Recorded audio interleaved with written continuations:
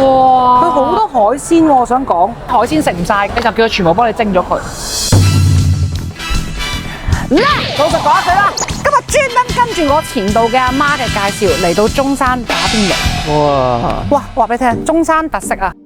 停車場好似唔使錢咁啊！我嚟咗中山咁多次，我都未聽講過中山要收停車費嘅。好大間喎，哇！好多人啊，我想講。超級多人啊！如果唔係我提前攞位食屎啦今晚。你又唔係未食過？你好，歡迎光臨。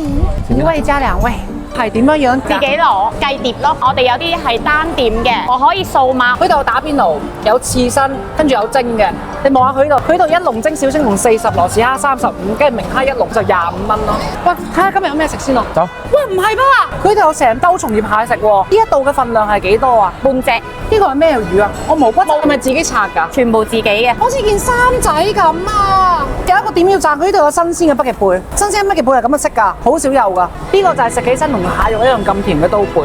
沙餸一定要攞。係我個朋友琴晚同我講，佢就好想睇中山而家食一餐全海鮮嘅邊爐，到底要使幾多錢？本來我係好想食嗰啲牛肉，但係為咗呢位香港朋友，今日就算死我都唔可以食牛肉。嗱，最後我就攞咗呢啲。如果驚麻煩嘅朋友呢，你可以直接叫呢啲拼盤。嗱，各位香港朋友睇清楚啊！我為咗你，我真係咁樣叫㗎咋嚇。我一碟肉丸，一碟想食嘅其他嘢，我全部冇叫。我真係很愛香港朋友，好嗎？金雕。嗱，老實講呢個金雕，佢真係平，108新鮮。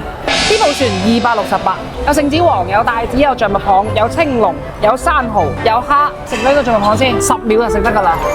老實講，我覺得佢個象拔蚌好新鮮。聖子王，喂，新鮮就係唔同，很靚啊嗰個小青龍。啊，點算啊？跌咗落去啊？係啊。咁嗰個你食啦。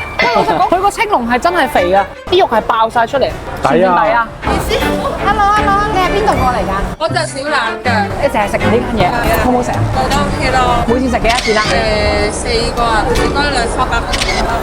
刀貝、北極貝，我話俾你聽，朋友們，生嘅北極貝係甜過你食嗰啲紅色嘅北極貝。你而家市面上面見到所有紅色嘅北極貝，起碼超過3個月，因為佢要冰鮮，佢漂洋過海過嚟都要時間，再加埋所有嘅工序去到你個肚裏邊，佢最少已經3個月。即係死咗3個月。係啊，嗱，我話俾你聽，佢呢度仲可以咁嘅。我哋而家咪有啲海鮮食唔晒嘅，你就叫佢全部幫你蒸咗佢。佢呢度好神奇㗎，如果你淨係叫佢幫你蒸一籠咧，佢要收5蚊。但係如果你一次性叫佢同你蒸2籠以上，就1蚊都唔使收，哪怕你蒸10籠都係唔使收錢㗎。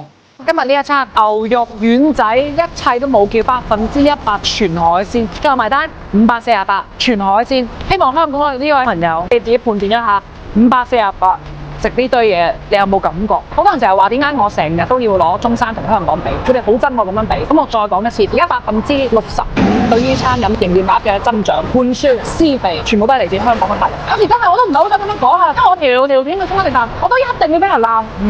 收下你把嘴啊！以前